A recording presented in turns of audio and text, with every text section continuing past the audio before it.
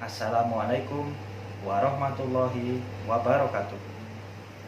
Perkenalkan, nama saya Ade Agung Wibowo, mewakili kelompok 3 pelatihan kepemimpinan pengawas Angkatan 5 tahun 2021 BPSDMD Provinsi Jawa Tengah dengan anggota Nur Farihah SKN, Aloysius Satmoko Nugroho SS, Aditya Fajar Santosa STMSI, Dian Nur Hening SEMM, Yosef Fitrianto SH, Eko Kristiawan STMT, Fauzin Futiarso ST, Nur Laila Silayar SE, Kristanto SPT MSI, Dian Arintia Rahmi ST.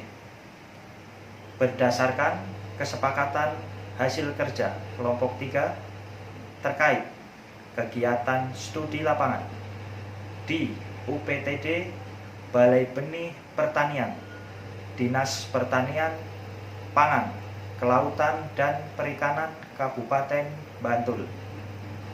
Berikut kami sampaikan hasil studi lapangan. Selamat menyaksikan.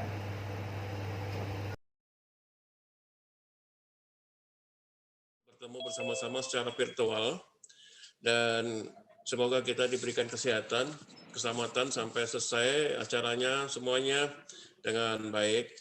Dan pertama-tama saya atas nama pimpinan dari rombongan menyampaikan selamat menunaikan ibadah puasa di bulan suci Ramadan bagi Bapak Ibu yang beragama Muslim.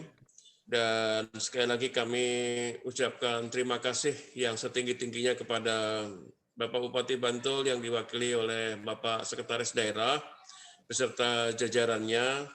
Dan apabila dalam acara penerimaan kunjungan studi lapangan peserta pelatihan kepemimpinan pengawas Provinsi Jawa Tengah ini ada yang kurang berkenan, kami mohon maaf yang sebesar-besarnya.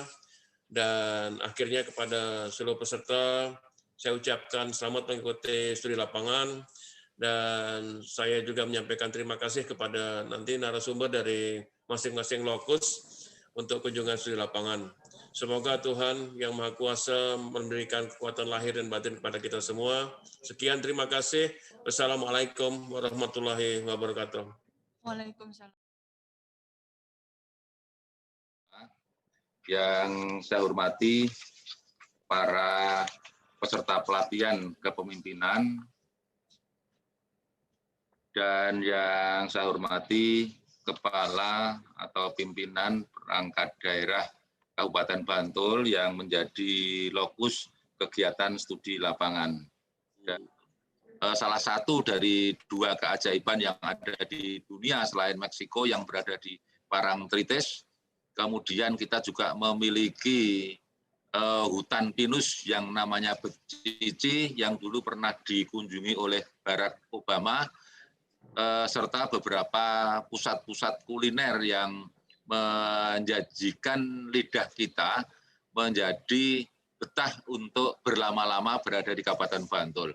Ada yang namanya mie ledek, ada yang namanya ingkung, ada yang namanya sate keladak, dan lain sebagainya, yang itu semua merupakan urat nadi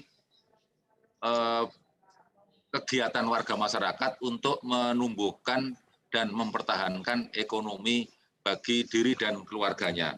Oleh karena itu, seandainya Bapak Ibu sekalian melaksanakan perjalanan ke daerah istimewa Yogyakarta atau Bantul khususnya, manfaatkanlah waktu tersebut untuk menikmati baik objek wisata maupun kuliner yang khas yang memang itu sangat dijaga keberlangsungannya, sustainable-nya oleh pemerintah Kabupaten Bantul. Saya kira demikian.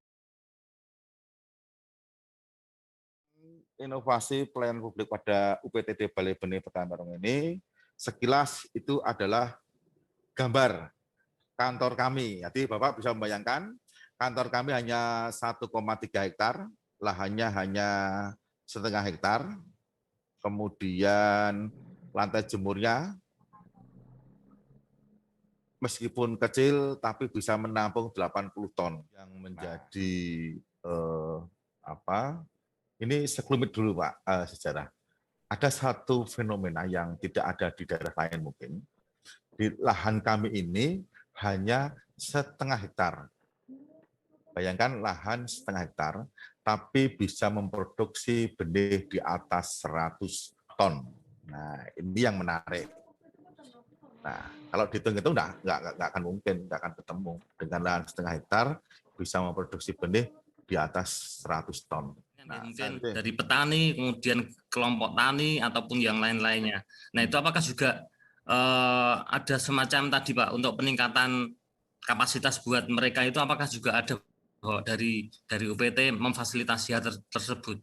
Ya, kalau tempat kami itu kan sebenarnya UPT itu hanya berfokus pada sesuai dengan tupoksi kami Pak. Selain sebagai pelayan publik, penyedia benih, kemudian untuk edukasi, itu yang terdekat. Nah, tapi untuk si stakeholder saingan gitu dengan swasta yang lain untuk penyedia benih di Bantul. Ada Pak, secara nasional 2. Sangyangsi Pertani. Ya. Udah, itu jawara-jawara ini. Tapi kalau benih dia laku. Sebagai birokrat itu kan pelajarannya, yang ngapunten Pak Didi, kita seringkali penekanannya kan berorientasi pada proses ya, sebagai birokrat. Tampaknya Pak Jenengan lebih berorientasi pada hasil. Iya. Ya kan dikejar PAD Pak. Jadi PAD kami, nah itu dia Pak. Kami Pak itu dengan dana 1M, nanti kan setornya harus 1,2M.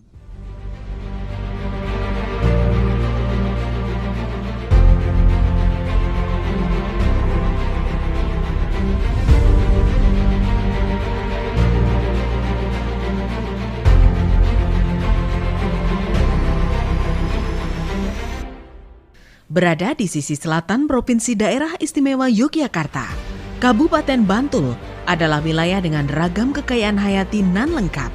Ditunjang lahan nan luas, ketersediaan air yang berkecukupan, dan sumber daya yang melimpah menjadikan Bantul memiliki beragam sumber perekonomian. Utamanya adalah sektor pertanian, pangan, kelautan, dan perikanan. Potensi inilah yang secara berkesinambungan menjadi salah satu fokus kerja pemerintah Kabupaten Bantul melalui Dinas Pertanian Pangan, Kelautan, dan Perikanan atau DPPKP. Sumber daya ini coba dimaksimalkan demi kesejahteraan warga Bantul. Mari Bang, silakan. Dalam upaya meningkatkan perekonomian warga di bidang pertanian, pangan, kelautan, dan perikanan, DPPKP Kabupaten Bantul terus berupaya melakukan beragam terobosan dan inovasi. Adanya kendala dan permasalahan dicarikan solusi, di antaranya bidang pertanian. Sebagian kerugian petani, salah satunya disebabkan adanya kesalahan kelola hasil panen padi. Di antaranya adalah proses penjemuran yang sering dilakukan sembarangan. Bahkan tak jarang, petani menjemur di pinggir jalan dan dibiarkan hingga beberapa hari. Kondisi ini membuat padi rentan terlindas kendaraan dan bercampur kotoran. Bahkan padi yang sudah dijemur kembali menjadi lembab karena dibiarkan terkena embun di malam hingga pagi hari. Dari sinilah Dinas Pertanian Pangan, Kelautan, dan Perikanan Kabupaten Bantul memunculkan inovasi pertanian berupa Si Perkasa atau Sistem Penjemuran Karya Sentosa. Sebuah sistem penjemuran sederhana yang menggunakan bahan utama terpal dan bambu serta mudah diterapkan petani dengan biaya murah. Dalam proses pengeringan ala Si Perkasa, penjemuran padi dilakukan pada lahan yang benar-benar aman dari kendaraan. Dan perlakuan berbeda dilakukan menjelang sore atau sekitar pukul 15 saat matahari mulai turun. Padi yang sudah dijemur sejak pagi ditutup menggunakan tenda terpal. Keberadaan tenda ini akan menjaga hawa panas tersebar secara merata dan membantu pengeringan biji padi lebih cepat. Bahkan di malam hari pun, hawa panas akan tetap ada karena terpal akan berfungsi menyimpan panas yang didapat di siang hari serta melindungi dari angin dan embun. Dari hasil aplikasi yang sudah dilakukan sejak tahun 2016, Si Perkasa terbukti mempersingkat masa pengeringan.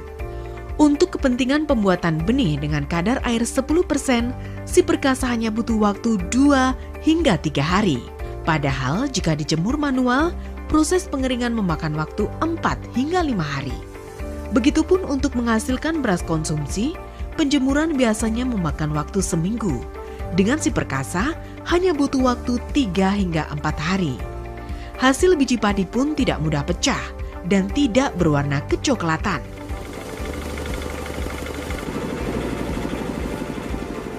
Lebih efektif, efisien, ekonomis, fleksibel, dan ramah lingkungan. Terlebih sistem ini sangat aplikatif dan memiliki beragam keunggulan.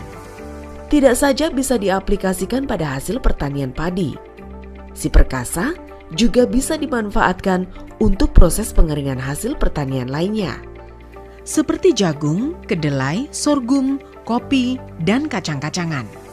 Dan yang terpenting, sistem pengeringan ala si perkasa ini bisa digunakan untuk proses pengeringan di musim hujan, praktis dan tepat guna, meningkatkan daya tumbuh benih, memenuhi standar kadar air, dan mengurangi bulir padi pecah. Inovasi ala Bantul ini diharapkan dapat diaplikasikan di seluruh penjuru tanah air, sehingga cita-cita ketahanan pangan nasional tercapai. Selain itu, si perkasa diharapkan mampu berkontribusi mengurangi kerugian petani akibat permasalahan penjemuran dan kesalahan kelola pasca panen.